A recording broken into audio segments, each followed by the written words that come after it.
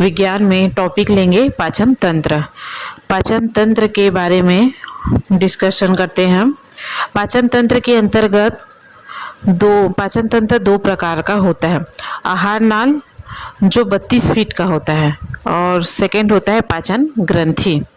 तो सबसे पहले पाचन तंत्र क्या होता है ये देख लेते हैं। पाचन तंत्र जटिल पदार्थ को सरल पदार्थ में बदल देना पाचन कहलाता है। शॉर्ट में अगर बोलेंगे तो जटिल से सरल, ये पाचन कहलाता है। पाचन का मुख्य कार्य क्या है? पाचन का मुख्य कार्य है भोजन से ऊर्जा निर्माण करना। अब उसके अंतर्गत में जल, विटामिन, खनिज छोटे होते हैं, इनका पाचन नहीं होता है, इनका अवशोषण होता है। कार्बोहाइड्रेट, प्रोटीन, फैट, वसा ये तीनों का पाचन होता है। पाचन तंत्र के कार्य। पाचन तंत्र के कार्य के अंतर्गत यांत्रिक प्रसंस्करण, पाचन, भोजन का अवशोषण, पानी का स्त्राव और उत्सर्जन, ये पाचन तंत्र के कार्य हैं। पाचन तंत्र का प्रमुख भाग। पाचन तंत्र के प्रमुख भाग के अंतर्गत क्या क्या आता है? तो फर्स्ट में आएगा मुंह, ग्रास नली, पेट, अग्नाशय, यकृत या जिगर, पित्ताशय, छोटी आंत, बड़ी आंत, मलाशय, ये पाचन तंत्र का प्रमुख अंग है। अब इनके बारे में डिटेल से देख लेते हैं। तो सबसे पहले मुंह के बारे में देखेंगे, जिसको मुख गुहा भी बोलते हैं। तो मुख के अंतर्गत दांत और जीभ आता है। ठीक है, फर्स्ट है तो दांत, इसका 3 जोड़ी लाल ग्रंथि पाया जाता है और लाल ग्रंथि में 4 एंजाइम पाए जाते हैं। लाइसोजाइम जो जीवाणुनाशी होता है। सेकेंड होता है टाइलिन जो मंड या चोकार का पाचन करता है। और डाइस्टेज, ये भी, इनका भी मंड या चोकार का पाचन का काम होता है। म्यूकस भोजन को चिपचिपा बनाता है। अब सेकेंड है ग्रास नली। ग्रास नली के अंतर्गत इसमें पाचन नहीं होता, ये 25 सेंटीमीटर होता है। ये भोजन को ढकेलने के लिए इसमें क्रमानुकुंचन होता है, ये भोजन को ढकेलने का काम करता है। भोजन को अमाशय तक ले जाना, ये ग्रास नली का काम है।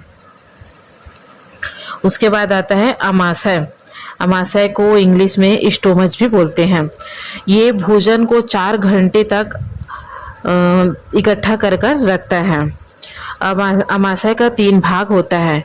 फर्स्ट है कार्डियक, ये ऊपरी भाग है, ये एचसीएल का निर्माण करते हैं, जीवाणुनाशी होता है और भोजन को तोड़ने का काम करता है। सेकेंड है कार्डिक, ये कांटानुमा रुचि होता है जो भोजन को रोक कर रखता है, भूखा रहने पर चुभता है। थर्ड है पाइलोरिक, ये गैस्ट्रिक जूसी है, जर रस, ये रेनिन है, रेनिन को दूध से दही में बदलता है।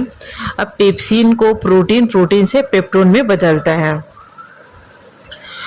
उसके बाद आता है अग्नाशय। अग्नाशय 3 एंजाइम छोड़ती है। LAT, लाइपेज फैट, वसा, लिपिड पचाता है। एमाइलेज मंड का पाचन करता है। टिप्सिन प्रोटीन, पेप्टोन, पेप्टाइन का पाचन। यह एक ग्रंथि होता है, पूर्ण पाचक एंजाइम।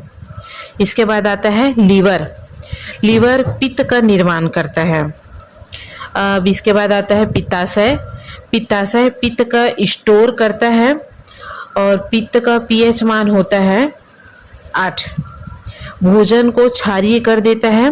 वसा का पाचन पित्ताशय के द्वारा होता है।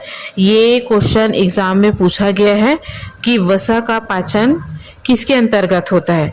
तो वसा का पाचन पित्ताशय के अंतर्गत होता है। क्वेश्चन, वह कौन सा हार्मोन है जो एंजाइम न होकर भी पाचन का कार्य करता है? तो इनका आंसर आएगा पित्त। सेकेंड क्वेश्चन है, वह कौन सी हार्मोन है जो छोटी आंत से निकलता है? कोलेस्टिकाइनिन इसे उत्तेजित कर देता है। थर्ड है, अग्नाशय से पूर्ण पाचक एंजाइम के लिए एक और छोड़ती है, सेक्रेटिन द्वारा उत्तेजित। अब छोटी आंत के बारे में देख लेते हैं। छोटी आंत पाचन पूर्ण होता है, इसमें पाचन प्लस अवशोषण होता है। छोटी आंत का भी 3 भाग होता है। फर्स्ट का कार्य है सेक्रेटिन प्लस कोलेसिस्टोकाइसिन हार्मोन निकालता है, इससे एंजाइम नहीं निकलता है। और थर्ड सेकंड है पाचन प्लस अवशोषण, जो सबसे लंबा व बड़ा होता है। बड़ी आंत, बड़ी आंत जल का अवशोषण करता है। निचला भाग सीकम होता है।